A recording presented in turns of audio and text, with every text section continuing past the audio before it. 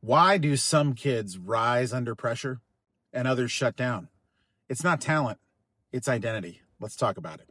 Think about sports fans. In my house, you've got Mets fans from my side, and of course, through marriage, as we agreed upon, Bears fans. Now, here's what's interesting. Those identities shape how people see the world. When I was growing up in the late 90s, the Yankees were an absolute dynasty. They won 3 World Series in a row and a fourth in 5 years. And it was just a different vibe being a Mets fan in that environment. See, back in the 80s when I was super young, if you didn't like the Mets, there was something wrong with you. But as I got a little bit older, it was all about the Yankees. But the Mets were also good.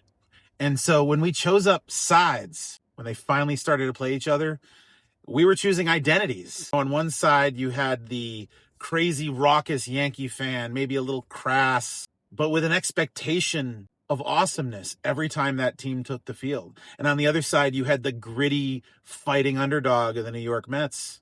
And the Mets never quite finished on top, but both teams had their time. And in the end, you felt a certain way based on how your baseball team did. And it was almost to say, when my team beats your team, that makes me the better man because I'm associated with that team, because I've chosen that identity. When the Mets would win, I'd walk to school with confidence, feeling great. I'd have my Mets hat on that you see me wearing in videos here.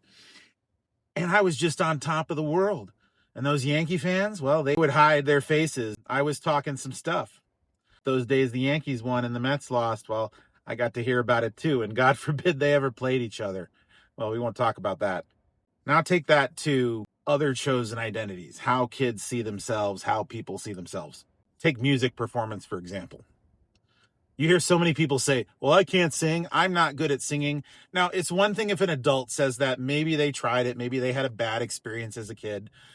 But so often you hear kids putting ceilings on their own abilities. Oh, I'm no good at this. I'm just average. Now, a lot of times this is a defense mechanism, but they're also speaking identity.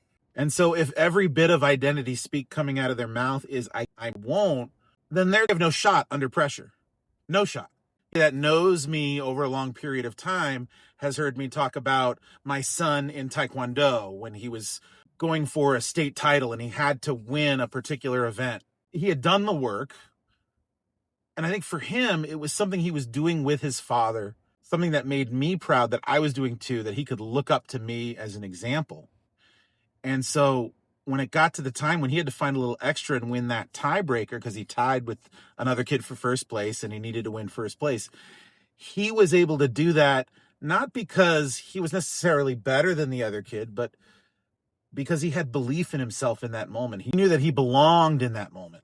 You think about a team that is down in a volleyball set, in a baseball game, in a football game.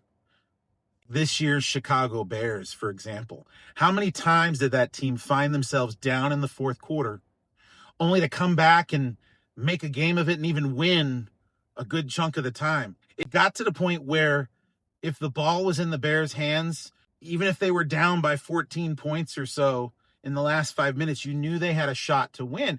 And the closer that they got, they started to believe in themselves. And we as fans believed in them.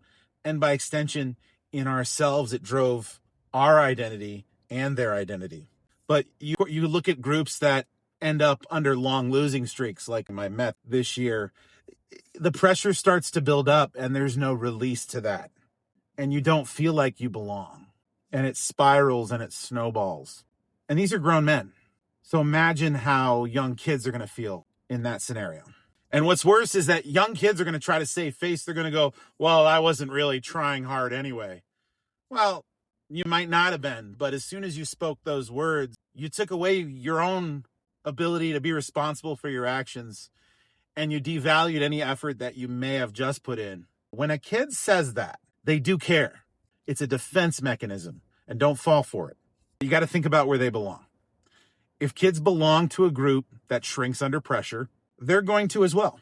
And to expect them to pull that group up, that's asking a lot. But if they belong to a group that rises under pressure, well, you're going to see the same out of your child. So what do we do as coaches, as parents? Well, we stop coaching just performance. Yes, we have to give the kids the ability to throw, hit, run, whatever the skill is, but we have to shape their identity, especially as they get older and they're able to make certain choices on their own. We pay attention to what they wear, what they listen to, and what they care about. We have to connect to it. We have to speak into it. And we define what it means to be a part of this family, this team, this program. At the end of the day, kids don't rise to the occasion. They fall into their identity. And if that identity is one that rises, it will look like they're rising to the occasion. But when that happens and you're surprised by it, don't be, because it was there the whole time.